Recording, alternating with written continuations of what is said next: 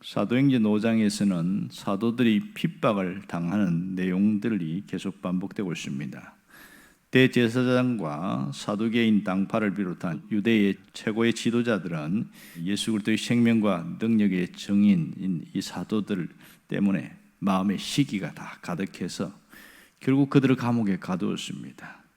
그리고 사내들인 공회를 소집해서 정식으로 소환하고 신문해서 예수 그리스도 이름으로 말하지 말 것을 협박했습니다. 그런데 이 사도들의 태도가 너무나 당당한 거예요. 너희가 십자가에 못 박혀 죽인 예수를 하나님이 다시 살리셨고 구원자가 되게 하셨다 그러면서 온몸으로 증언을 하고 있습니다. 그러니 이 사내들인 공회원들이 얼마나 화가 많이 났겠어요. 실제로 오늘 33절에 나오는 대로 보면 화가 너무 많이 나서 이들을 죽이기로 작정했다. 그러면 나는 새도 떨어뜨리는 이 사내들인 공회원들은 거의 이들을 죽이는 것은 어려운 일은 아닐 거라고 생각합니다. 실제 우리 뒤에 보면 사도행전 7장에 보면 스데반을 돌로 쳐 죽인 사건을 보면 가히 이들의 소행으로 보면 얼마든지 죽일 수 있겠다 이런 생각을 합니다. 그런데 그런 위기 상황 속에서 누가 나타나냐면 당시에 율법학자였던 가말리엘이 나타납니다.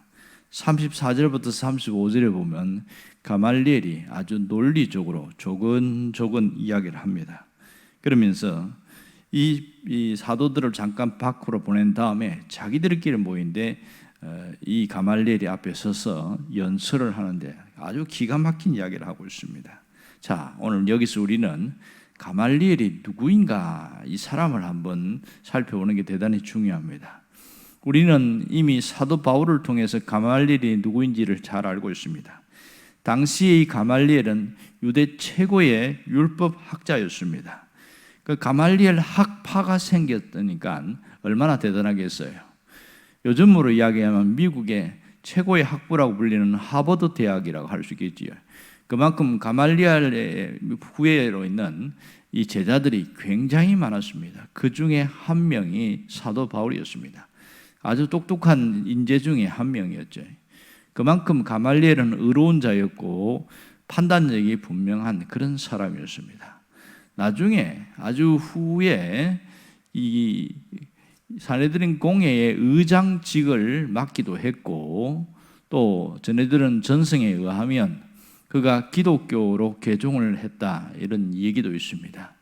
아마도 성경에는 나타나지 않지만 제자였던 이 사도 바울이 가말리엘 스승을 찾아가서 기독교에 대해서 정확하게 분명하게 이야기했을 가능성도 있다. 우리는 충분히 짐작할 수 있습니다. 자, 이 가말리엘이 나타나서 무슨 얘기를 하냐면 36절에서 39절까지 이어지는 얘기를 보면 굉장히 논리적입니다. 역사적 사건을 들어서 이야기하는데 자칭 메시아라고 생각하고 그랬던 드다라는 사람이 나타나는데 굉장히 많은 사람이 따랐다는 거예요. 그런데 드다가 죽으니까 사람들이 흩어졌고 또 비슷한 시기에 그 이후에 유다라는 사람이 나타나는데 그도 똑같은 짓을 하다가 죽으니까 사람들이 흩어졌다 이렇게 이야기하면서 만일 이들의 소행이 하나님께로 났다면 우리가 크게 범죄하는 것이 될 것이고 하나님께로 났다면 이들을 함부로 하면 안 된다 그렇게 설득을 한 거예요. 자, 사내들인 공회원들이 70명이 넘습니다. 그 사람들이 이 가말리엘의 연설에 모두가 수긍을 하고 그렇지 하나님께로 나면 우리가 함부로 하면 안 되지 이렇게 받아들이게 됐다는 거예요. 그래서 사도들이 여기서 채찍질을 당하고 결국은 잠깐 풀려나게 되는 그런 일이 일어나게 되어집니다. 여기서 가말리엘이 잘한 게 무엇인지 아십니까? 그는 먼저 사람의 생각보다 하나님의 생각을 먼저 떠올렸고 사람의 관점이 아닌 하나님의 관점으로 이 사건과 이 모든 것을 보려고 했다는 것입니다. 자, 사내들인 공회원이 70명이 넘는다고 했는데 그 많은 똑똑한 사람들 중에 하나님을 생각한 사람은 가말리엘밖에 없었다. 이 점이 참 안타깝지요. 나머지는 왜 이런 생각을 못했을까요? 그들이 자기 자리를 보존하기 위해서 오직 그 마음속에 질투와 미움과 분노로 가득 차다 보니까 이성을 잃어버린 거지요. 진정 하나님의 이름을 팔아서 그들의 높은 관직에도 있고, 그리고 그들에게 백성의 존중을 받는 자리에 있음에도 불구하고 정말 하나님의 이름을 갖고 살지는 않은 것이지요. 하나님을 생각하나 하나님의 관점으로 이런 걸 바라보지 않다는 것이 가장 안타까운 일입니다. 오늘 여기서 우리에게 주시는 신앙적 메시지가 무엇입니까? 우리가 정말 신앙이 뭐냐? 신앙은 매사에 하나님을 생각하고 하나님의 관점으로 모든 것을 바라볼 수 있어야 된다. 그렇게 보고 판단하고 실행할 수 있어야 신앙인이다. 그것을 가르쳐주고 있는 것이지요. 그리스도인들의 모든 신앙 훈련은 바로 내 안에 하나님의 관점을 갖게 하는 것이 대단히 중요하다는 겁니다. 자, 하나님의 관점으로 보지 못하면 이 유대인들과 같은, 이 자들과 같은 오류를 범하게 된다는 거죠. 큰 실수를 하게 되어집니다. 이것이 하나님에게서 났는데도 불구하고 자신이 가진 사람의 경쟁의식이나 질투나 어떤 그런 감정적인 것 때문에 잘못할 때가 굉장히 많다는 겁니다. 그것이 뭐냐? 신앙의 이중성이라는 겁니다. 신앙은 우리가 한결같아야 된다 이렇게 배웠지만 실상 현실은 신앙의 이중성이 자주 드러나고 있습니다. 그러니까 내가 믿는 대로 행동하지 않는 것, 이것을 신앙의 이중성이다 그렇게 말합니다. 여러분, 이 신앙의 이중성을 벗어나고 싶어야 하는데 그게 잘 안 됩니다. 신앙생활을 오래 하면 오래 할수록 나타나는 현상이 뭐냐? 신앙의 이중성에서 고민을 하고 있다는 겁니다. 왜 내가 믿는 대로 살지 못할까? 그것에 대한 고민이 있다는 것이죠.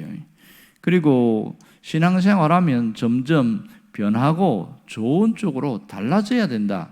그렇게 우리가 배웠잖아요. 그런데 내 모습을 보면 그렇게 달라지지 않고 때로는 세상에 있는 사람들과 같은 생각을 하고 같은 행동을 할 때가 있습니다.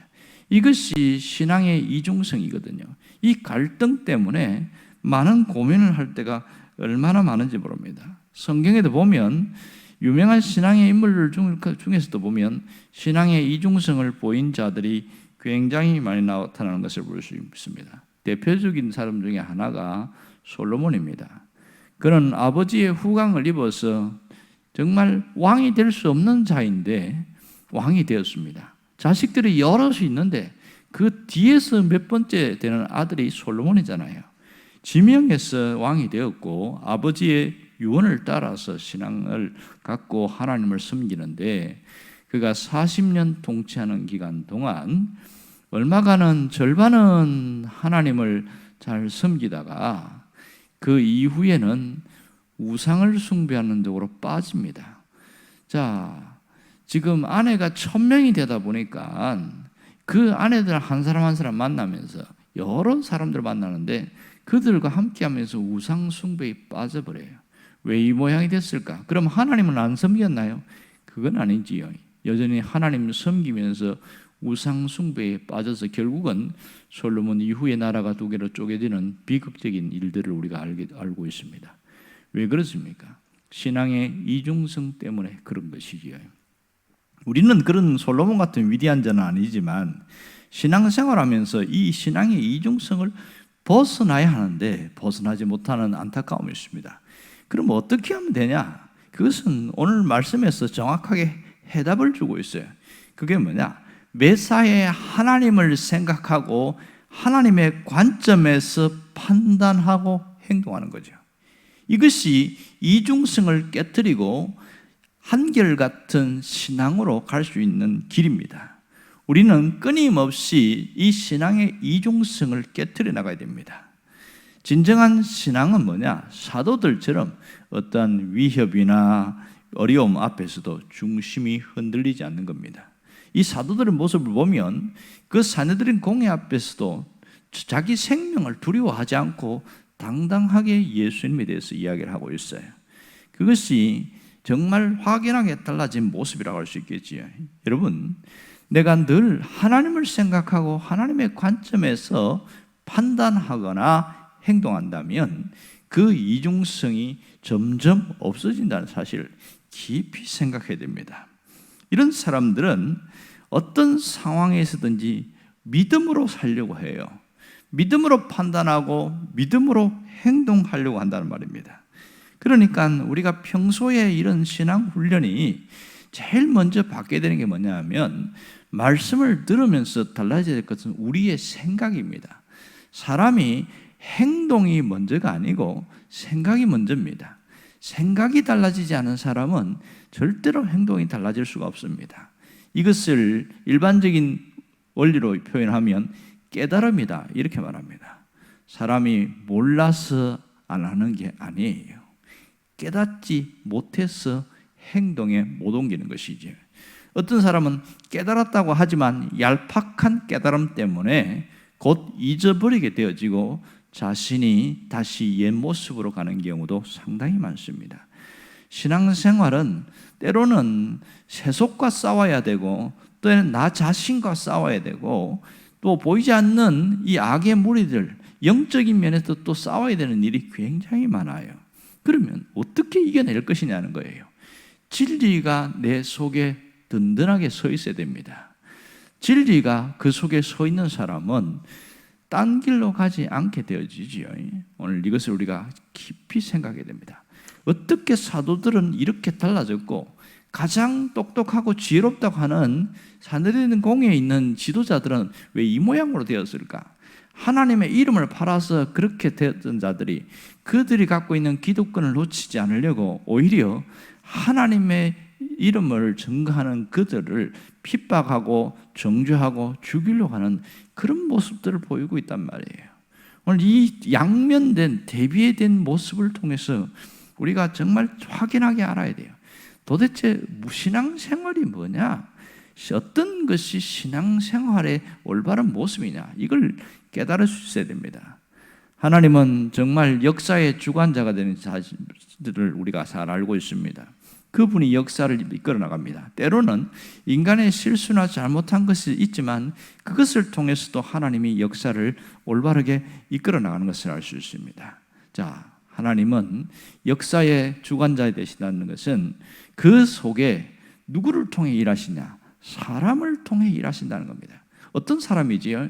하나님 앞에 서 있는 사람이지요. 하나님 앞에서 살려고 하는 사람입니다. 하나님은 그 사람이 무엇을 가졌느냐, 어떤 인물이냐, 그것을 보는 것이 아니고 그 마음 중심이 하나님 앞에 서 있느냐 없느냐, 거기에 따라서 하나님이 판단하십니다. 그 사람을 통해서 역사의 물줄기의 한 부분을 사용하신다는 사실을 우리가 잊지 않아야 됩니다. 우리가 한평생을 살아가면서 가장 가치 있는 일은 하나님께 쓰임받는 겁니다. 내가 이 땅을 살아가면서 작은 부분이지만 하나님의 나라가 세워지는데 쓰임받는 그런 존재로 하나님 나타난다면 가장 귀하고 가치 있는 인생을 살았다, 이렇게 표현할 수 있겠지요. 오늘 하나님께 쓰임받는 사람은 언제나 한결같습니다. 믿음 위에 굳게 서 있습니다. 모든 것을 하나님의 입장에서, 하나님의 생각을 가지고 하나님의 관점에서 판단하고 행동한다는 것을 깊이 새길 수 있기를 주의 이름으로 축원합니다. 기도하겠습니다.